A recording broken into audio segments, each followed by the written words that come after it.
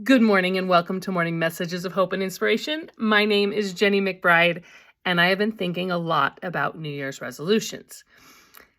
About 10 years or so ago, I used to teach health behavior modification at a college, 2 different colleges in southern Utah. And together as a class, we would come up with some goals and some things we would want to do and make these behavior modifications or these changes. Some of the students would choose to drink less soda or eat more protein or exercise more or do more cardio or do more strength training. And a lot of them worked on their sleep behaviors, which in college had significant improvements on the quality of their life. Their grades went up. Seriously, everybody got more sleep. Their grades were improved. Some of them went from not starting on the sports teams to starting on the sports teams. So they made one small, simple behavior change and had significant improvements in the quality of their life. So here we are. It's almost the beginning of 2024. So I was thinking about what are like the top 5 reasons people fail at New Year's resolutions. The top 5, according to me, Jen McBride, right? What are the top 5? Number one, unrealistic expectations. So some of my students would say they would get up at 5 in the morning to exercise, right? But they're not morning people. Like they barely got to bed before 1 or 2. So choosing to exercise at 5 a.m. would never work for them unless they chose before working on the exercise, going to bed at 9 or 10, right? To be able to get up at 5. So it's an unrealistic expectation to think someone's going to go from waking up at 9 or 10 in the morning to be able to get up at 5 to exercise. Unrealistic expectation.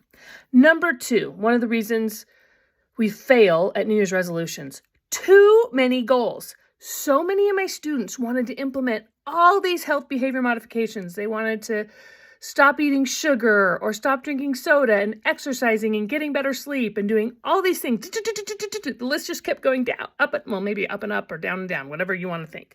So they had too many goals. So what we would do is just say, hey, what's one goal? What's the most important one for you? And for many of the students, sleep was really important. They just weren't getting enough sleep to make other health behavior choices. And once they started to sleep, it was easier to make the other modifications. So choose one thing that'll have the biggest impact and make other choices, healthy choices, easier. Okay, another thing is many goals that fail are outcome-based versus process-based. So the most common outcome-based goal or New Year's resolution is lose weight. Now, this is something I would like to do this year. I would like my weight to decrease and my body fat to decrease. But if I just make that the goal, I can do some unhealthy things to reach that goal. So instead, I want to have a process-based goal, such as eat more protein, decrease sugar intake, or increase exercise, strength training.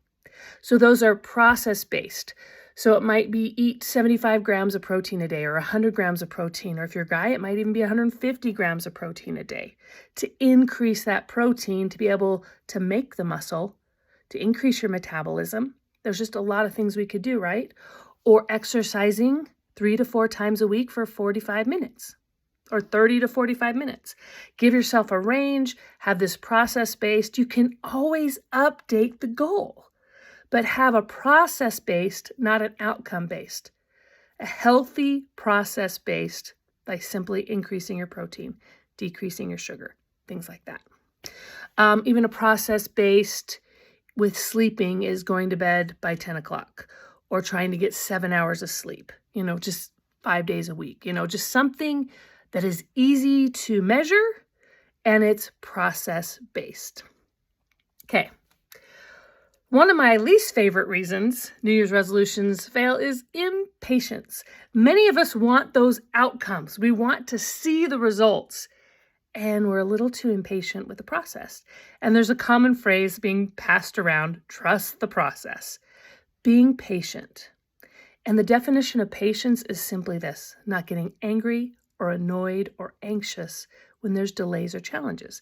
Anytime we're starting to make a change in any behavior, there's going to be some obstacles. So learning to be a little more patient and knowing that there's going to be some challenges, we're going to have to adjust. So just be patient and trust the process. And the last one, according to me, is not having a clearly defined purpose. Why are you doing what you want to do? The people who are more successful have a clearly defined purpose, a reason they're doing it. Why are they making these changes in their life? For my health students, one of the purposes we put was that our body is the instrument of our mind. So we want to take care of this instrument, this vehicle that is going to carry us through life. And as Christians, we know that this is the body that holds our spirit. And the better we care for our body, the better our spirit can do. So knowing that we're children of God and knowing that this body is a gift, that is a temple for His Spirit to dwell in and our spirit to be able to make better choices in this life. So having a clearly defined purpose and a reason for what we're doing is really important to helping. So not only did I provide you with 5 reasons why New Year's resolutions don't work, I also provided with 5 ways to help them to work. So remember, choose one goal, maybe 2, but just don't have too many. Have a realistic expectation, a realistic goal that is achievable. Have a process-based goal. Trust in the process and be patient. And the last one is have a purpose. Thank you for joining me in Morning Messages of Hope and Inspiration, and best of luck in your New Year's resolution. Love you. Have a great day.